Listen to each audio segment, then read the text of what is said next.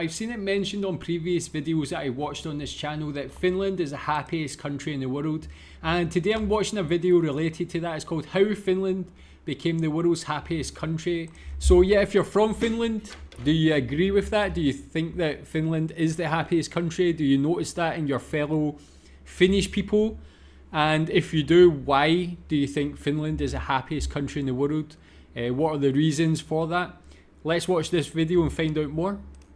Look at this miserable, terrible, awful country. I would hate to live here. Wait, no, that's Canada. Look at this cold, dark, isolated country. I would also hate to live here. Oh wait, this is apparently the happiest country on earth, Finland. This is the happiest? Can you imagine how miserable the rest of the world must be?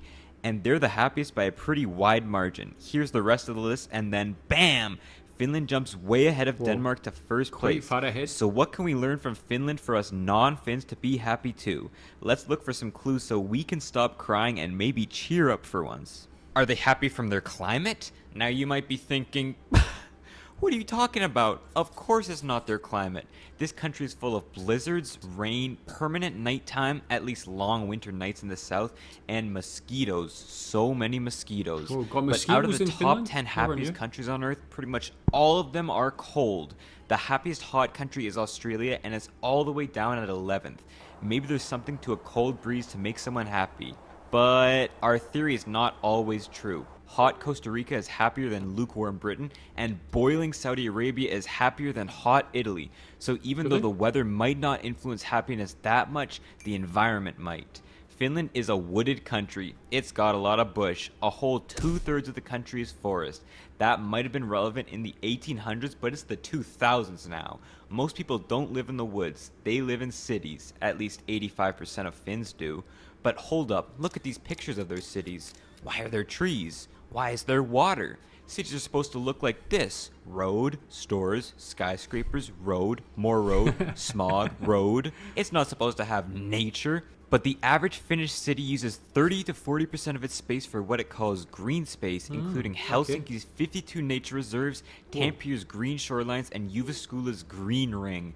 Finnish residents even say that their #1 priority for their cities is transportation, like literally everyone else on Earth. But their #2 priority is proximity to nature. It also helps that Finnish cities are some of the least densely populated in Europe, and none have a population over 1 million. So nature is always near to them. Nice. Yeah, that is very important, and that's one thing I actually thought on previous videos that I watched. I never really knew too much about the green areas within the cities, but that makes such an important difference to people's general happiness. Being able to finish work and go for a walk through the park and have that time to just relax yourself, free any thoughts in your head, but also the nature outside of the cities, those vast landscapes that are fairly remote, fairly lacking in people. Being able to have that in such close vicinity, just to drive there maybe for a day or for a couple of days and be away from people, be away from noise, have that fresh air, that would definitely make me a lot happier. Tell me if you're from Finland, do you make use of those green areas within the city? Do you travel outside to these more remote areas and spend a couple of days quite often? I definitely would if I lived in Finland. That seems like a good way to be happy. Could it be their culture? At over 90% Finnish, 60% Lutheran, and small percent Sami in the north, Finland is quite homogeneous. They have a culture of education and innovation, with most people having a bachelor's degree and having a 100% literacy rate. Not a single person can't read. I don't know how much I believe that, considering their language looks like... They also have an egalitarian culture that shows up particularly well in its work. You know, flat organization, autonomous decision-making, strong work benefits, and the average work week only being 35 hours long. Just don't show up late. They'll beat the out of you if you do. Really? Showing up late would probably break their trust, and Finns have built their society very trusting. Yeah, I think that's a... Maybe the cold and 6 centuries of foreign rule forced the Finns to rely on their neighbor, can't do much alone when outside looks like this, and can't go alone when your Swedish ruler drags you into another war. Or maybe they're just trusting because of the low crime rates and economic security the Finns have. So could it... Yeah, so with regards to that, the fact that the country is so homogenous, do you think that contributes to general happiness? Also, with regards to work, the work-life balance, the fact that people in Finland generally finish at like 4 p.m, I believe, the 35 hours per week, the fact that it's encouraged to take long holidays in the summer, that is definitely a strong contributor, I would imagine, to general happiness. Just having that focus on life, in the work-life balance, it's more on the life side of things, making people happy. And the general level of education and intelligence is definitely going to make people happy. You want to be alongside people who are intelligent and similar motivation to yourself. That would definitely contribute to my happiness anyway. Tell me what you think about the work-life balance in Finland. Have you worked anywhere else and noticed a big difference between Finland and other countries? Be security that makes the Finns so happy. Usually worrying about fighting a war or having your house robbed when you're gone or stepping outside and getting immediately shot is not great for your mental health. And Finland is a very safe and secure country. Having their crime rate since the 90s, having a 0.2% poverty rate, 100% electricity access, and a very long life expectancy. Their biggest crime contributing to that tiny rate? It was traffic offenses. Demographically, they're also fairly secure at 5.5 million people, expected to fall to around 5 million by 2100. That's not too big a drop, not like some of the drops in population other European nations are expected to face.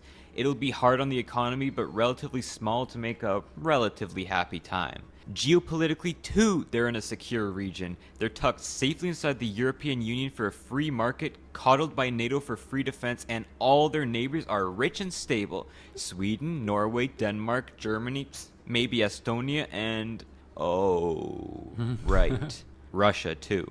Dealing with the Russians has always been high on the Finnish concerns list. They've always had to balance between the West and Russia. After all, Russia would love a port in Helsinki, and the Finns are tiny compared to the Russians. They would get annihilated by them, right? Well, Exhibit 1, no. And Exhibit 2, also no. The Russians probably wouldn't annihilate the Finns, but they've shown they might still try. So in 2022, Finland applied to join NATO just for that extra layer of security. And there's another aspect of security, economic security. Does money really solve happiness? Well, I have two things to say. One, Finland wasn't always rich. They used to be a backwater, a sludge water, a stick in the mud nobody cared about for most of history. And two, yes, money does make you happy, so this video is sponsored by Surfshark. Well, that was a good introduction to his advert, but with regards to security, I guess there's two levels. There's the micro and macro there. With regards to micro and looking at security within Finland, why is it such a safe place? Is it a good police force? Is it just that people are very responsible and don't commit crimes? How common is like violent crime and things like that? Is there any like areas of, say, Helsinki or any other cities that are more known for having high levels of crime compared to others? And yeah, obviously on the macro level, looking at that area being between Russia and the rest of Western Europe, do people in Finland ever worry about Russia and what they could potentially do to the country, or if there could be any other war or anything like that? But yeah, so far, everything is positive, and I can see why Finnish people would be happy. Just kidding. Not. With Surfshark, you can keep your identity safe online by encrypting all the data you send between your devices and the websites you browse. Imagine all the criminals out there just waiting to steal your data, or the companies waiting to sell it. Surfshark is essentially just security for your devices. You can change your location by just finding a country and clicking on it, protect your data while you're using free Wi-Fi studying for your exam in a public library, get real-time alerts about potential threats to you, hide yourself from search engines, and even have a built-in antivirus on your device. Now that's Surfshark. If you just peep below and click on the link in the description, you can try it out yourself. Or use my code HOSER for 83% off and 3 months free. Plus, if you don't love it within 30 days, there's a money-back guarantee, so there's literally no downside to signing up. Now that you're digitally secure, let's see how Finland got economically secure. So back to the real economy. For most of history, Finland was poor. I'm talking trenches poor. In a time when the standard of living was pretty much equal to how much your family could farm, this wintry landscape wasn't exactly the richest. It wasn't the freest either, being under Swedish rule until 1809 and then Russian rule until 1917 when they had that whole revolution. Although they generally had a great amount of autonomy to focus on whatever they wanted, so the law, money, banking, and integrity have been stable for centuries, developing trust. This is great news for developing the economy because the rest of it wasn't so great. In terms of natural resources, Finland pretty much only had two: water and wood. Can't easily export water, at least without exporting food through virtual water, so wood was their moneymaker for most of history. Or I guess pulp, paper, peat, parchment, print, you name it. In fact, the whole reason they even started to industrialize in the 1800s was to build sawmills to meet new Russian lumber demand. And by the time of the World Wars, their wood phase wasn't over. Wood products made up 4/5 of their exports, 1/3 of their industry, and 1/2 of their jobs, along with agriculture. The wood trade only deepened the balancing act between Western Europe and Russia. Do we industrialize like these fellas and become filthy rich, or do we keep chopping trees for the Russians and become stinking rich? Well, they had no time to think about that because the Russians invaded them in 1939. The Winter War might have prevented a communist government, but it also meant they lost nearly 70,000 men, 10% of their territory, and were forced to pay reparations. Bummer. So during the Cold War, not wanting to repeat that whole mess again, the Finns officially stayed neutral, although definitely leaned more to the west than the east from this sour relationship. They stayed out of NATO, stayed out of the EEC, and stayed out of the Marshall Plan to rebuild Europe. Sure, they still sold timber to the West and slowly started the Soviet trade back up again too, getting much of their energy from them, but they invested that money back to make machines. Elevators, ships, and paper machines. They started manufacturing them and selling them to the Soviets. So from their new wealth, they decided to try to fit in with the other Scandinavians and try out the Nordic welfare model. Education for all, social care, healthcare, maternity leave, blah blah. And they continued this slow and gradual path to richness, emphasizing education and innovation above all to make a heavily research and development based economy. Yeah, all nice, until the Soviets collapsed in the 1990s. So that means their trade with them just fell dramatically, and I guess that means their currency just collapsed, which, wait, that means their banks, which were already deep in debt, just collapsed, and Finland was hit with the biggest depression it's ever had, as everyone decided now was not a good time to invest in anything. They recovered by the 2000s, but they pretty much gave up paper. It was all innovation now. You might have even heard of some Finnish tech creations: Nokia, Linux, the first internet browser, SMS, basically texting, Angry Birds, and Clash of Clans. All this made with a tiny population. The new Finland is booming, economically secure, and on the cutting edge of technology. But if there's one thing you should take away from this, it's that there wasn't one moment Finland became rich. It was really a build-up from stable institutions and business over 150 years. So is it welfare that... Yeah, so tell me what you think about that. Tell me what your opinions on Russia are. Not just with regards to the war and on a military basis, just on with regards to having that power and potentially stunting the growth of Finland by, demanding that, obviously with regards to that wood export situation, if that had been cut off and they just went more on that Western process or strategy, it could have grown the country even quicker and more. So tell me what you think about Russia, and tell me the current state of the Finnish economy. What's the biggest export now? Is the tech industry still booming? Can you see a lot of growth for the Finnish economy? That makes them so happy? Perhaps the security it brings them makes them worry a lot less. But how do they even afford it? Well, Finland is not Norway. The Norwegian government gets nearly half of its revenue from oil money. Finland doesn't have this luxury. And the average Norwegian is almost twice as rich as the average Finn, so they've got a lot more revenue to tax.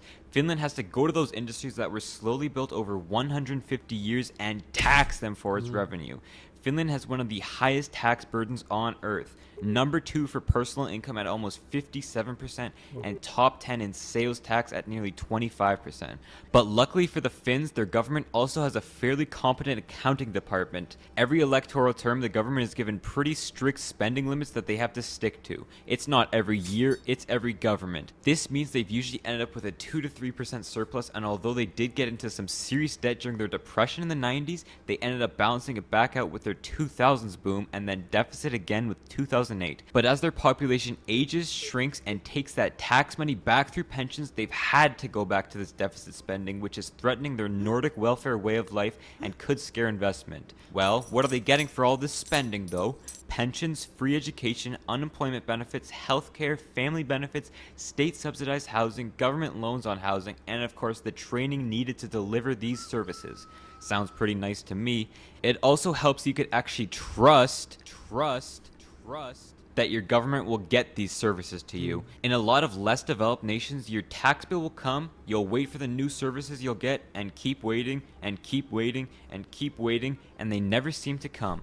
Trusting that the government won't screw you when you give them 57% of your income is pretty important to feel secure. So it's up to you personally to decide if you would take this deal, but taking it doesn't seem to make them any sadder. Yeah, it's definitely good to have that security with that welfare system. And yeah, although it's a very high rate of tax, having all those things like healthcare, education, having those that like maternity leave and the being able to have that sort of work-life balance is all very important for general happiness. I can see it as a very enticing country for people to actually want to live in. For Finnish people, I can imagine it would be a great place to live. It would, and again, I can't imagine a lot of people from Finland would want to leave the country because not many countries can provide all of these benefits, really. Okay, that's way too much about this happy, jolly, jovial nation. Let's talk about their problems. First is obviously their shrinking population threatening their whole welfare model, bringing rising debt and falling investment along with it. Second, they have a housing crisis. House prices are climbing at a pretty scary rate. But tell me which developed nation isn't facing a housing crisis, am I right? Yeah, that's true. So tell me how you feel about that. If you're from Finland, have you noticed house prices increasing quite a lot? I mean, here, Helsinki compared to the rest of Finland is like quite crazy. Even not just the difference which you would expect from a big city, but the growth itself has been a lot more steep there. But again, as he mentioned, it's happening in a lot of other countries, a lot of other developed countries anyway. And yeah, tell me, like they said that there was falling investment from other foreign investment. Tell me what you think Finland can do to attract foreign investment. I wish I could afford a house. Third, the whole Russia situation isn't getting any friendlier right now, and it sucks considering Russia was a huge supplier of energy to them. When they got cut off from Russian gas, electricity prices rose almost 50% in 1 year. They've had to get some coal plants back online to meet demand, and it doesn't help that 30% of their electricity comes from wood still. Jeez, wood? Someone help Finland get out of the 1730s with their wood-burning plants. Get them some oil, uranium, at least a wind turbine. Fourth, sure, Finland is happy on the aggregate, but a lot of Finns are still sad. Finland has 1.2 times the rate of mental illness than the EU and are 66% more likely to abuse drugs and alcohol than the European counterparts. It could be from social exclusion, especially among lower classes, a stereotypically isolationist culture, or simply just a bigger drinking culture in Finland, especially of hard liquor. And fifth and finally, two of their main industries, paper and Nokia, Apple destroyed both of those. But they're still quite diversified and complex. So to be happy, some keys are transparency, security, money, but most importantly, trust. Trust in your government, neighbors, businesses, schools, I don't know, trust in your dog. Trust that in 5 years from now, you'll also be in a comfortable position, and if anything happens to you, you can trust someone will help you. Trust. Trust me, it's what made Finland happy. Okay. So yeah, of course, trust is the main takeaway there in all aspects, whether it's government, business, your fellow country people. And maybe in Finland, people might take that for granted, but because I've lived in different countries in Asia, China, Thailand, Malaysia. You can barely trust any of those things I just mentioned there. So I can see why Finnish people are so happy. On top of all those other things that they talked about, just having that trust is so important. So tell me if you're from Finland, what you think about that video, what you think the main reason for the happiness of the Finnish people is, and tell me what you think about those negatives at the end of it as well. Do you agree with them? Yeah, thanks for watching.